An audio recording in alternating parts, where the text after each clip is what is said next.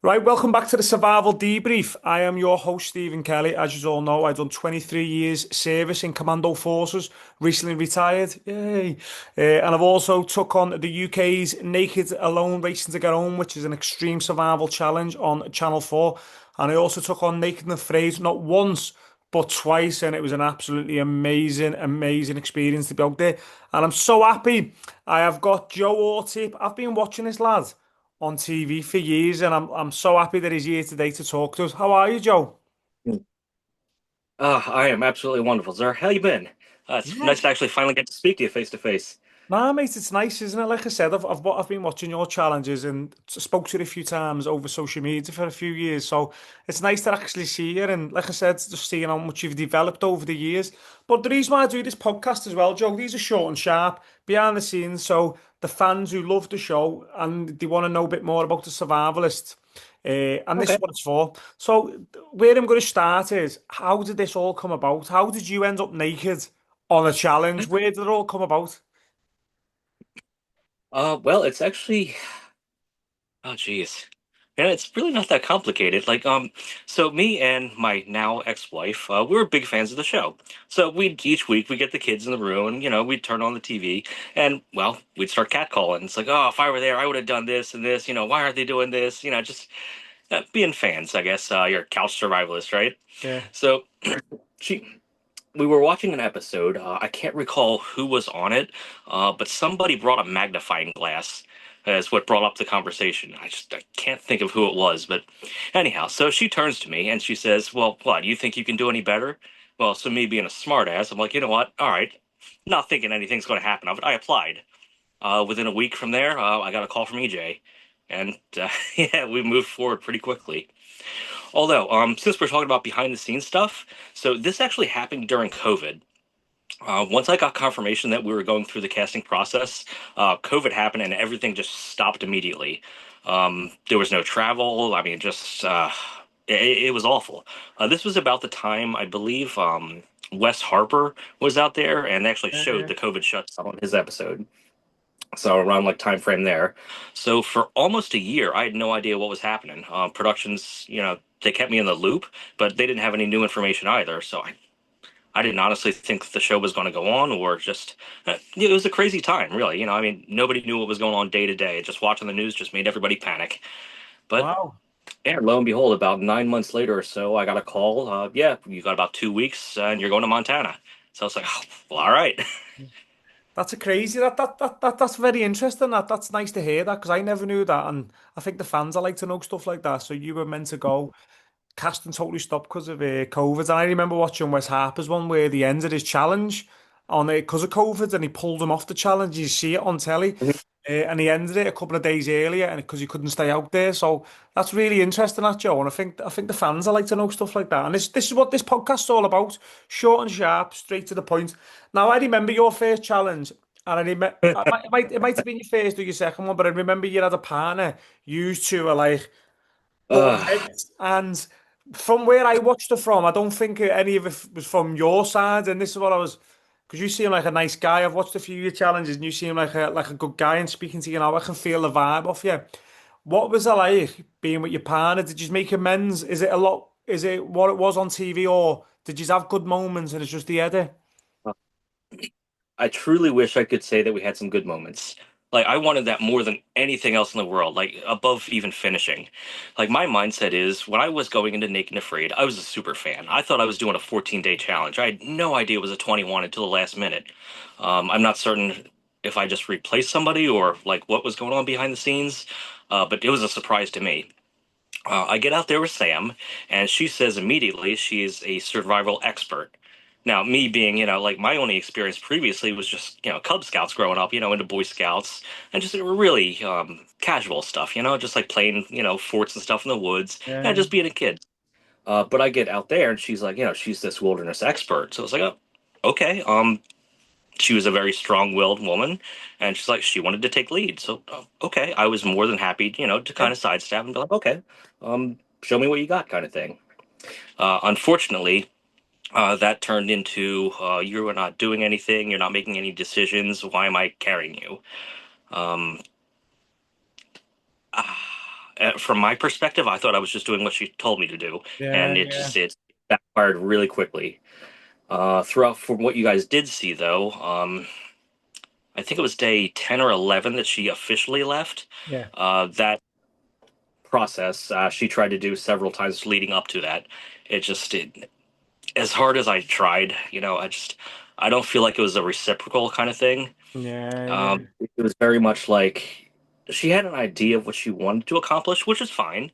But again, it was like there was no compromise in there, and it's just I believe, and I'm not a medical yeah, professional on this, but I believe she had some unresolved stuff going on, that just it came out in the worst possible way. yeah, I don't blame her for it. I don't hold anything against her. Just we all come in there for different reasons, holding different kinds of baggage or whatnot. yeah, It's to be expected that we react differently, right? yeah, yeah, But one thing I did want to point out, though, while we're on that topic, she and I were not really that different in terms of our upbringing. Now, the specific details were a bit different, but we each experienced some very, dare I say, kind of traumatizing stuff, emotionally growing up. But the biggest difference, and I believe this, is just I had a support system. yeah, I had people that I knew, loved me, and they were there for me no matter what. I Speaking to Sam, during that short time we were together there, I don't believe she had that. And just I feel bad for her. yeah, I don't think anybody should have to, grow up at such an early age, feeling like they have to do it alone. yeah, I felt for her. I did. But man, the way it came out, that was absolutely just uncalled for. I yeah, didn't understand it. But of course, going into that, it's like, oh, what do you say in that kind of situation? yeah, I didn't want to escalate it, certainly. So I just, kind of stuck to it. Tried to stay as mundane as I could and just agreeable where I could, help out. But again, I really believe there was something underlying going on there that yeah. just hit. I unfortunately was kind of the target of, you know, that outlet. It's quite unfortunate when you speak to a few survivalists and they never had the friendships and bonds what they were expecting. So I was fortunate. When I done my first challenge in Colombia with Sunny, she Hmm. was amazing, pan, and we've got a friendship for life. I went and flew to her house. Me and my wife flew over and met her in Jordan. Stayed with her family over Christmas and New Year 2 years ago. This year we're flying back out to their house in Spokane in Washington State. Oh, no. We're going to be staying with them again, me and my wife, and then they've got a second child. So, but we're going over there with our kids as well, and we created them bonds. And I was lucky enough as well when I went on to Naked and Afraid Apocalypse. Me, Miranda, Kel, Wes Harper, we became really, really good friends. And I know Kel and Miranda didn't stay the whole challenge, but we bonded really well. And before the challenge and after the challenge, all the survivalists that got on with really well. Frank and Joe, we were in a campsite before we went into the challenge together, and then we didn't know who was on the challenge till we actually went on onto the apocalypse. And they were great boys. We lived together in a campsite for I think 7 or 8 days, Oh, and I nice. created them bonds. Well, I've been quite fortunate throughout this franchise so far. But talking about that, obviously you never really built that bond with Sam. Since you came out that challenge, did you ever reach out to her? Have you ever spoke to each other since? Eek, that was not advisable. Yeah. um, Certain things that did not make the cut, I'd really like not to repeat, but Yeah. they were very. Uh, I don't want to shed a poor light, but they were very personal Yeah. comments made out there, and very. Yeah, I don't. I wish for the best, but Yeah, I don't expose myself to that. yeah, no, no, I totally understand. I'll move away from that topic then. I'll move away from that completely. What was it like though, being a fan and going away and doing the challenge? What was it like getting to the end of it? Oh, it was nothing like I thought it was going to be whatsoever. It's like you see the TV show, Insertion, for example. It's like a 2 minute, bit. It's like, oh, Yeah, that can't be that hard. Well, for us, I think that was something like 4 or 5 hours. yeah, That yeah, was so. It's just, I mean, just right off the bat, the level of exhaustion you get there. You don't really see that, and the amount of work that you have to do behind the scenes that they don't really show. It's overwhelming at times. Just maintaining water and firewood is like a majority of your day. but on screen, that's really boring to watch. Yeah. So, it might look like you're just sitting around all day, but you are absolutely exhausted because you just, cut down half the darn forest to bring out your seat on freeze night. I tell you what, Joe, you hit the nail on the head there because majority of your time on these challenges and survival is firewood and water. You're Hmm. constantly working on it, and it's funny as a fan. I've always been a fan of the show. And it's not really watched in the United Kingdom. Not many people really watch it, but I've always been interested in my survival. I'm a military seer instructor. This is what I've done for 23 years in Commando forces. So I was always interested in what it was like to survive, and I've always shouted at the telly, "Why don't you do this? Why don't you do that?" But when you're actually out there doing it, you only see snippets. Hmm. Most of your day is boiling water, fixing your shelter, collecting firewood, but people don't want to see that. You see it Yeah. for a split second, then it's funny as a fan, where fans are always complaining at the telly, why don't you do this? They're not doing Hmm. nothing. Like, I fucking hell, I'm lying down, I'm freezing, I'm tired, I'm dehydrated, but it is a lot of hard work. Uh, Getting to the end of that challenge, though, what was you feeling inside you? You know, that was the first time, and probably far longer than I wanted to admit, I actually felt really proud of myself. Yeah, I was accomplished and doing something that I look at, we've got what, some 6, 7 billion people on the planet. I think like yeah, what, 300 of us have actually got to do this kind of challenge. yeah, yeah. And a significantly less amount have actually finished. So Mm, for me, I mean, that was such a huge sense of accomplishment. It's like I can't compare anything to it before or since, and that's something I'm always going to hold with me. It's like yeah. I did something really cool. And you you know, came across really well, though, Joe. I think you've done amazing. I'm trying to think back now of your challenges. I know you've done the 14-day one with Wes Harper, and you were in the Frozen Challenge. Uh, I'm sure you've done three, haven't you? yeah. So no, just two so far. Just two so far, yeah. So yeah, I remember you're 21 then, yeah, and I remember you doing the Frozen Challenge. Do you have any regrets or anything you wish you'd done on your first challenge? Oh goodness. Not so much a regret for me, but something that didn't make the cut that I found out was in the UK version, that didn't get shown in America. So, since Sam left her pelt, Yeah. I actually cut the outside edges about maybe an inch or two in, so I had a huge, huge, like, I don't know, maybe 7, 8 feet worth of just, a big cord. Oh, yeah, yeah. Oh, yep. So with that, I folded over the pelt. I poked little holes in it on the sides, and I literally made a sleeping bag, fully functional, out of the bison pelt. It was the Yeah. coolest thing ever. Do you know And it's what? I just, didn't realize how different it was from the UK to America. So in the UK, you have less adverts, so that's why it shows you more.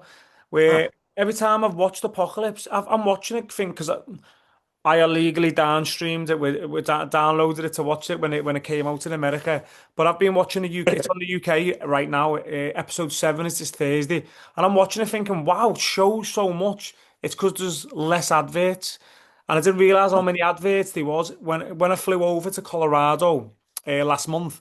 Wes Harper came over. I was working for a company called Survival Mastery, and I watched the finale of Naked and Afraid Apocalypse, and I felt like there was an advert every 5, 10 minutes, and Oh, it yes, just that is a missed huge. so much out. And I was quite shocked. Yeah, yeah, that's kind of like a running gag on the fan groups. Yeah, It's like, we now interrupt, commercials for brief scenes of Naked and Afraid. yeah. I was quite shocked Yeah. over it, to be honest. I was really shocked. I didn't realize how many adverts are showing in America, and I feel like the American audience are missing out on so much more content, Oh, uh, I agree.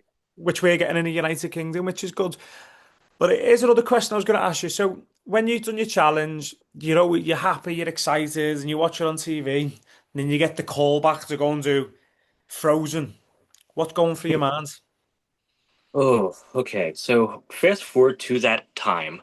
That was a really well, unpleasant time in my life, unfortunately. Yeah. Um, my wife at the time and I, we were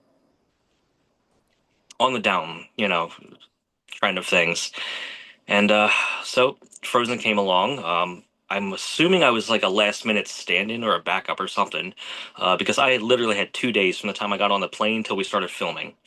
So I'm pretty certain I was a last minute addition Yeah. to that. But I was absolutely thrilled. It's like, okay, I get to go back again, but I found out it was Montana again. So part Yeah. of me is like, oh, here we go. You see Naked and Afraid and you think, oh, I'm going to get to go somewhere exotic I've never been before, Africa, the Amazon, somewhere like, Yeah. you only see in postcards. I get to go back a half an hour from where I filmed the first time. Yeah, wow, So, yeah. Oh, I that mean, would I got a be little chuckle to myself, but yeah. I really was happy to go back. Yeah, I was Um, quite fortunate though. I managed on my first challenge to go to Colombian jungle, which is in the Amazon basin. Then I've got to go to Africa on Apocalypse. I've got to enjoy it and experience two different environments. And I've operated in I've operated in numerous jungles and dry desert areas, so it weren't nothing new to me. But the fact it was all paid for by Discovery Channel, you get a little holiday mhm. beforehand. And then when you complete a challenge, you get a few days after the challenge as well. So I've been quite fortunate. So unfortunately, you've only had the same place twice. Yeah, Comparing your two challenges though, Joe, what was the big yeah. difference from when you done Montana in maybe it was in summertime, was it? It was in summer, but it was still cold. The first time I was out, it actually started August 1st, in 2020, I believe it was. And then Frozen, that was 2 years later, and I think we started early March sometime. I can't recall the date off the top of my head. But I do remember, though, when I flew into Bozeman for Frozen, 8 degrees is what it said. And Wow. like that was physically painful to take a deep breath. So that was a big difference from the first time. First time wasn't so bad during the daytime. It would be close to 90. And then at night, our coldest one, we got hit with something called a polar vortex, which I'd never heard that term before then. Yeah, big storm cell came down from Canada, and just that's what dipped us into the 30s, why they brought us the Wow. pelts. Wow. That's nice Yeah, to so as hear as soon as it well. hit freezing, it was just like, oh, forget it. Yeah. That was awful. But yeah, honestly, one of the bigger differences though that I kind of want to point out is partner dynamics. Yeah. The first one is and the viewers have already seen. It's just that was difficult. Yeah. we'll say it left a little bit to be desired. But then the second time, I could not possibly have asked for two more genuinely wonderful people. Between Kai and Gabby, Yeah. incredibly intelligent, very talented, and just as much as you want to say about survival skills, like I just want to push that to the side for a second and just say they were just good people. Mm. And that's something I feel like that's got a lot of value in this world. Just Yeah. honest to God, good people. I'm a And I massive fan felt of them too. I'm a big fan of Gabby and Kai. They come across like really, really nice people. You can they see it that truly are. they're genuine people and just want to help. And it's nice to see that. Oh, 100%.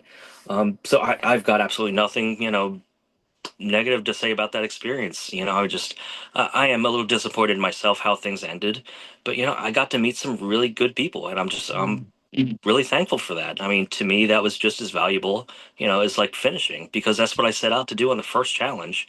Is just make a friendship, like have Yeah. that kind of something.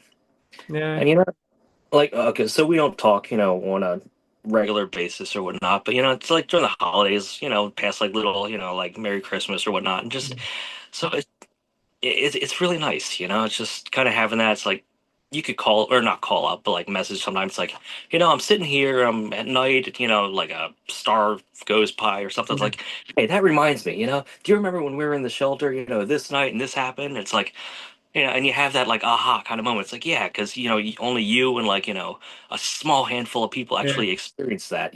That's just that's the connection that I love. That's what I was really sought after, and I'm happy I got it. It's nice So hearing that that's story.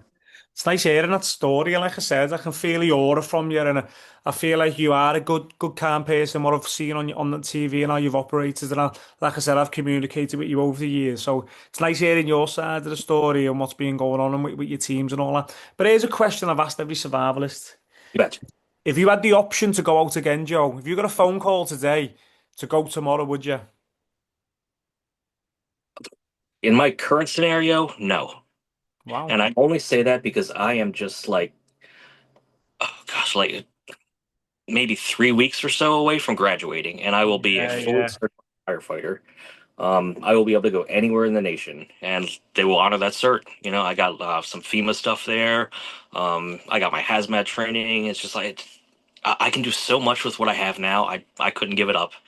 Um, any other time, just they wouldn't even have a chance to like complete the sentence that I would already be in the car. Oh, mate, that's nice to hear. That's nice to hear. Well, if anyone from Discovery's watching, give him at least 3 weeks because this is getting posted up tonight. Give him at least 3 weeks, let him graduate, and give Joe a shout. But what I always ask everyone, Joe, all right? What I always ask everyone as well is, you've got someone who wants to go into the great outdoors. Mhm. They have got no experience. What three tips would you give someone if you just want to get into hiking, camping, or going in the outdoors? Okay. Three tips, huh? Well, first off, you are stronger than you believe. You may believe you have been you're at your pinnacle, or maybe you've gone as far as you can, and just when you're actually tested in a scenario like this, you will find out you are capable of so much more than you ever thought possible. And like, I can't convey that enough to people. Just you have to have that like mental toughness. Like, believe in yourself, please. I made that mistake going out there. It's like, I'm just a fan, I'll be okay. But it wasn't like that, but by the end of it, I'm just like, I could climb a damn mountain at this point, Yeah, I'll friggin', strangle a damn tyrannosaur, whatever. yeah, It's just like that level of confidence going into there, like, you don't want to be complacent, but you want to be like, well, like, sure of your skills, it's like, yeah, you can do this, so that's the big thing, you got to have that mental toughness there. Next, don't believe everything you see on TV.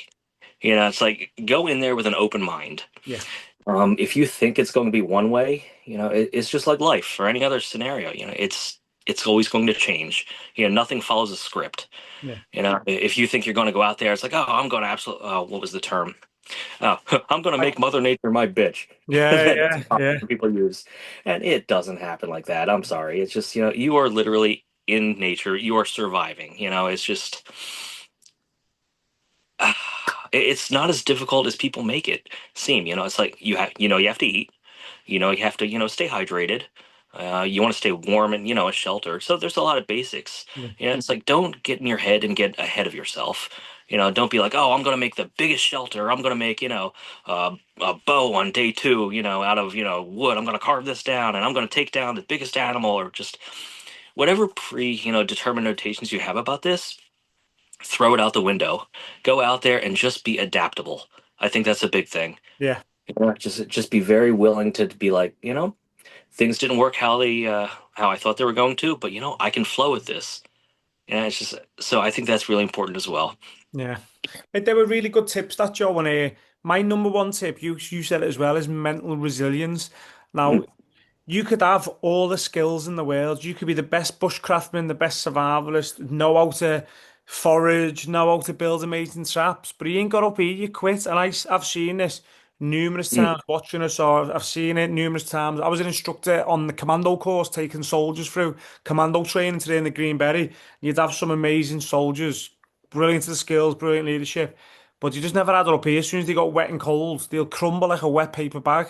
And you need to have that mindset just to be able to switch it on when your body, when your mind wants, sorry, when you think you can't do it no more. That's your brain telling you, because your brain is constantly in survival mode. It's trying to protect its body. So when you're saying, I can't do this anymore, that means your body's still got another 50% to go. It's just trying to keep mm, you protected. So your brain is naturally constantly in survival mode. It doesn't want to get you hurt. It doesn't want to get you injured. It doesn't want you to dehydrate. It doesn't want you to starve. So it's going to tell you, I'm hungry, I'm sore, I'm tired, because I want you to stop. But your body's got 40, 50% more left in it. And my mindset, like, you can ask Sonny, you can ask Wes Harper, you can ask the people who've worked with me. The way I think nothing can break me. That's how I think. I'm gonna go till I die, and it's weird how I overcome things. I have to have little talks to myself, and I'm like, oh, come on, Steve, pick up your kit, let's go. And I have a conversation with myself, and you've probably seen it on on me two challenges I've done. I'll go, come on, Steve, and I'll pick stuff up mm. and I'll go again. And mental is a massive thing. I also like where you talk about having a plan as well. Look at Mike Tyson's always his famous saying, everyone's got a plan till they get punched in the face. So you Yep. need to be adaptable, massively Hmm. adaptable. So they were really, really good Absolutely. tips. Now we're coming to the end of it. We're coming to the end of the Sure. podcast now, Joe. And uh, I always let people promote themselves. Now you're going to have fans who you were on the show a good couple of years ago. Now you're going to have new fans who are hopefully going to watch this podcast. If people wanted to see your journey and what you're doing now, what episodes were you on, and where can people find you across social media? Okay. Uh, at least in the American versions right now, it was season 12, episode 3 for the normal season for the 21, and then for Frozen XL. I think that was XL 9. I th 8 or 9. I can't recall. Uh, oh, but hey, before we go, if I could leave just one quick thing. So what's been going on now? I haven't actually had an opportunity to like come back on the show and tell people, but so something really great actually happened right after Frozen happened. Wow. So I You want to was know? I was essentially at my lowest point. I had, well, my ex-wife had just filed for divorce at that point, and things were going down. But out of the blue, I get a message from a woman named Beth Baker. Um, Coming out of what was it? Atlanta, I believe it was. She was with a group called Search Angels. She had seen my Where Are They Now kind of update thing. Um, they posted that right after my 21. And I had said in there that I was looking for my birth parents. It's just I was ready to start that journey. Um, it had been several years, nothing had happened. But then turns out the group that she worked with, they specialize specifically in reuniting displaced families. Wow. So she took on my case for absolutely nothing. And I'm a little emotional about that, but Yeah. it's just, It's all right, yeah, Joe. she took all my stuff.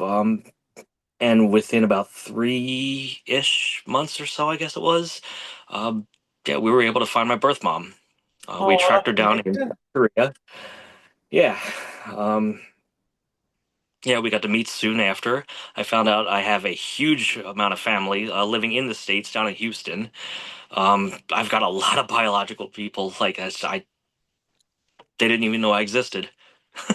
And now it's like right out of the blue. It's like I felt like I had family again. It's just like a couple years before. It's like with my mom and dad here. I'd lost them both respectively to cancer, Yeah. and just I felt alone in the world. I mean, I got my little brother.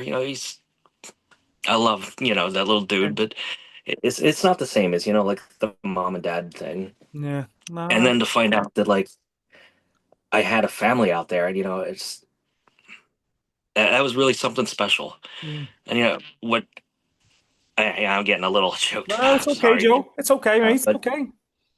truly, the thing that really broke me, and I thought I was like, oh yeah, I'm going to go there. I'm going to say, I had a good life without you. I had Yeah. a lot of anger built up, because I didn't understand the adoption process, why I was given up, and just that's on me. I held on to a lot of anger for a long time, and I shouldn't have. Uh, I found out that my mom, after she gave me up, she was still in contact with the adoption agency very frequently, just checking for any kind of updates, just seeing if she could try and keep in contact. But the moment I turned 18, she started going back to the agency and trying to reach out to me. At that point, the agency had no idea where I was. 1980s, it wasn't the best record keeping. Mm. They had lost track of me many, many years ago. But she was going in there. At first, it started out every week, every other week, and then it started going to every month.